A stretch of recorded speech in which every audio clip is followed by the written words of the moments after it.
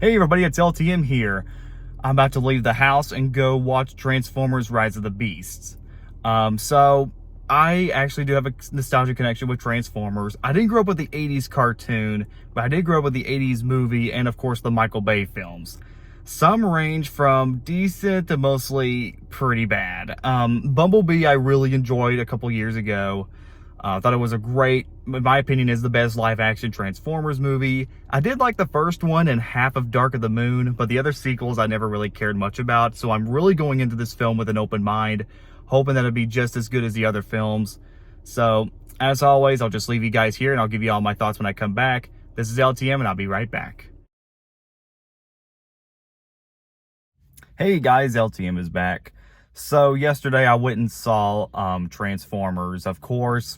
Was too tired yesterday, came home late, so wanted to go ahead and just get this review over with. So, like I said in the beginning of this video, I love Transformers. Some Transformers movies are good, some of them are not very good. But I will say for this one, I will say it's probably the best one out of all of them in a while. I can even safely say this is like the best Transformers film, period. Not as good as Bumblebee, but definitely a lot better than the past movies we've had with Transformers.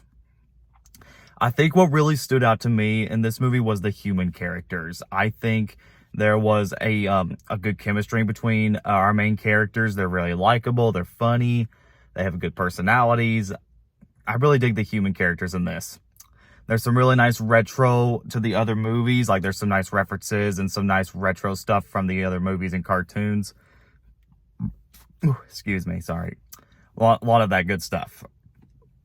I do like the story is a little bit weak when you get down to it. It's a little confusing too because like most of these movies are very hard to follow in that sort of regard.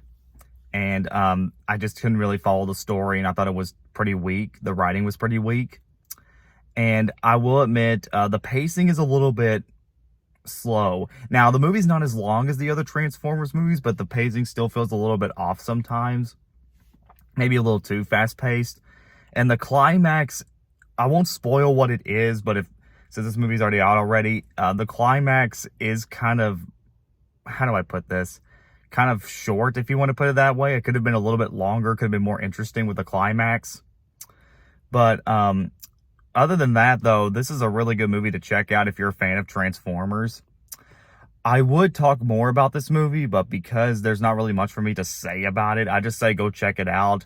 But I will say what makes it more tolerable to watch than most Transformers movies is the human characters and the stuff with the Beast Wars stuff elements in it, because I think that's what really stands out about it. And there's, unlike the other Transformers movies, there is ideas, and they at least tried something new with the environment and everything. So I gotta give the movie that. I give Transformers Rise of the Beasts a 7.5 out of 10. Okay, guys, that was Rise of the Beasts. So I won't be able to watch The Flash this weekend because I have got father stuff going on this weekend. I hope you guys have a nice Father's Day. I do have an editorial being planned sometime next week, next Friday, so keep an eye on that. This is LTM signing out, and I hope you guys enjoyed this review.